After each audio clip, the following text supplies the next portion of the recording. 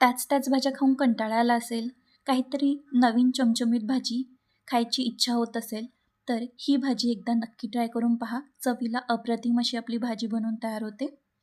चला तर आपण रेसिपीला सुरुवात करूयात.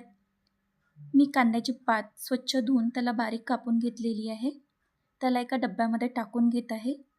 त्यामध्ये मी 1 कप आणि थोडंसं आणखी बेसन टाकून घेत आहे आणि 2 चम्मच यामध्ये तांदळाचं पीठ टाकून घेत आहे. थोडीशी हळद, तिखट, थोडासा धनिया पावडर आणि चवीनुसार थोडंसं मीठ टाकून घेत आहे. छान मिक्स करून घेत आहे. चांगल्या प्रकारे मिक्स करून घ्यायचं आहे. त्यानंतर यामध्ये थोडं पाणी टाकून भिजवून घेत आहे. खूप घट्टही नाही आणि खूप पातळही नाही, मीडियममध्ये याला भिजवून घ्यायचं आहे. या प्रकारे मी भिजवून घेतलेलं आहे. आता याचे असे गोल गोल मुठे तयार करून घेत आहे या प्रकारे, आणि सगळे मुठे मी बनवून चाळणीमध्ये ठेवत आहे. आपले मुठे बनवून तयार झालेले आहेत. पाणीसुद्धा मी गरम करायला ठेवलेलं होतं आणि त्यावर ही चाळणी ठेवून घेत आहे. वरून झाकून घ्यायचं आहे आणि आपल्याला याला 10 मिनिट शिजवून घ्यायचं आहे. तेव्हापर्यंत आपण यासाठी लागणारा मसाला तयार करून घेऊया. 2 कांदे घेतलेले आहेत.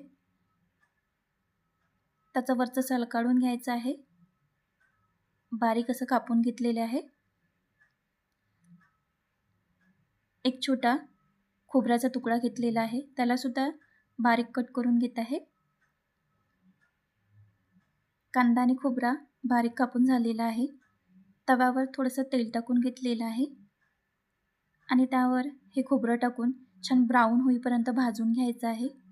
त्यानंतर यामध्ये कांदा टाकून घेत आहे. कांद्याला सुद्धा छान ब्राऊन होईपर्यंत भाजून घ्यायचं आहे. त्यानंतर यामध्ये थोडंसं जिरं, आलं आणि लसूण टाकून घेत आहे. छान 1 ते 2 मिनिट परतून घ्यायचं आहे. 1 ते 2 मिनिट झालेले आहेत. आता याला थंड होण्यासाठी ठेवून देत आहे. आपले हे मुठेसुद्धा वाफवून झालेले आहेत. जो मसाला तयार करून घेतलेला होता त्याला मिक्सरच्या भांड्यामध्ये टाकून घेत आहे आणि थोडीशी कोथिंबीर यामध्ये टाकून छान बारीक करून घ्यायचं आहे.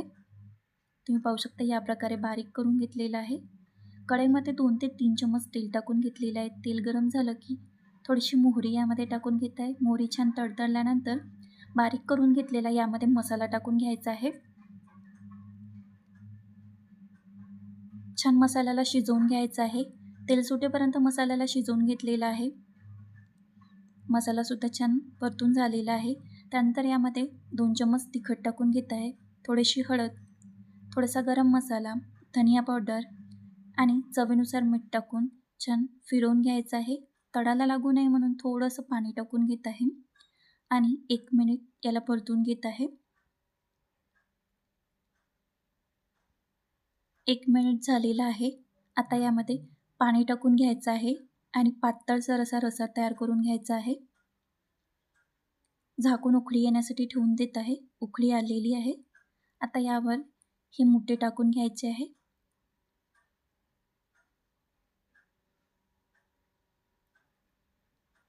छान मिक्स करून घेत आहे, फिरवून घेत आहे आणि 3 ते 4 मिनिट छान शिजवून घ्यायचं आहे.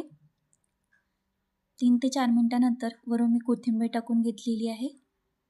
फिरवून घेत आहे. तयार झाली आहे आपली चमचमीत अशी कांद्याच्या पातीची भाजी. पाहायला आणि चवीला सुद्धा आपली ही भाजी अप्रतिम अशी बनवून तयार होते. जर तुम्हाला माझी ही रेसिपी आवडली असेल तर करिश्माज रेसिपी मराठी या यूट्यूब चॅनलला सबस्क्राईब करा, लाईक करा, शेअर करा. थँक्यू.